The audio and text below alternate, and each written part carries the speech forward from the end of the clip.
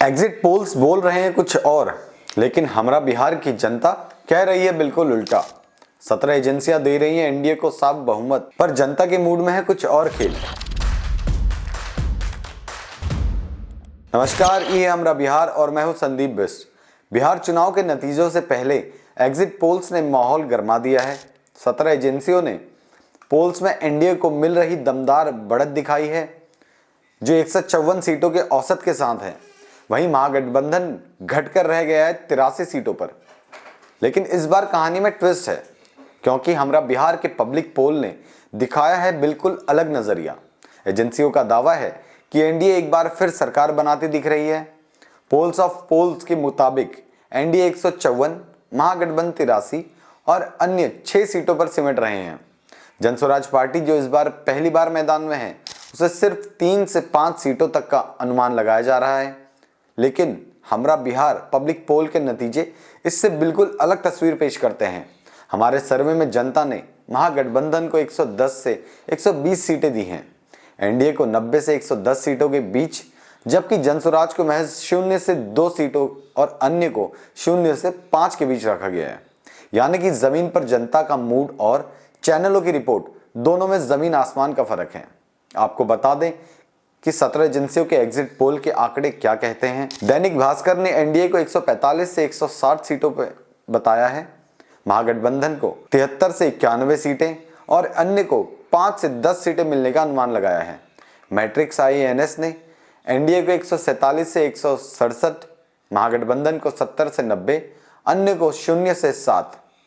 Peoples plus ने NDA को 133 से 159, महागठबंधन को 75 से 101 और अन्य को 2 से 13 सीटों का अनुमान लगाया गया है। पीपल्स इनसाइट ने एनडीए को 133 से 148, महागठबंधन को 87 से 102 और अन्य को 3 से 8 सीटों का अनुमान लगाया जा रहा है। चाणक्य ने एनडीए को 130 से 138, महागठबंधन को 100 से 108 सीटें, वहीं अन्य को 3 से 5 सीटों के अनुमान में रखा गया है। पोल स्ट्रेट ने एनडीए को 133 से 148, महागठबंधन को 87 से 102 और अन्य को 3 से 5 सीटों का अनुमान लगाया है। जेवीसी पोल्स ने एनडीए को 135 से 150, महागठबंधन को 88 से 103 और अन्य को 3 से 6 सीटों के बीच में रखा है। पोल डायरी ने एनडीए को 184 से 209, महागठबंधन को 32 से 49 व अन्य को 1 से 5 सीटों का अनुमान दिया है। टाइम्स नाउ ने एनडीए को 143, महागठबंधन को 95 और अन्य को 5 सीटें मिलने का अनुमान लगाया है। प्रजा पोल एनालिटिक्स ने एनडीए को 186, महागठबंधन को 50 और अन्य को 7 पर रखा है। पी मार्क ने एनडीए को 142 से 162, महागठबंधन को 80 से 98, वहीं अन्य को 1 से 7 सीट मिलने का अनुमान लगाया है। TIIF रिसर्च ने एनडीए को 145 से 163, महागठबंधन को 76 से 95, वहीं अन्य को 3 से 6 सीटें मिलने का अनुमान लगाया है।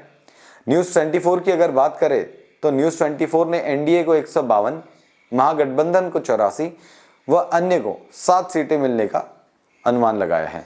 कामाख्या एनालिटिक्स ने एनडीए को 167 से 187, महागठबंधन को 54 से 74, वहीं अन्य को 2 से 9 सीटें मिलने का अनुमान लगाया है।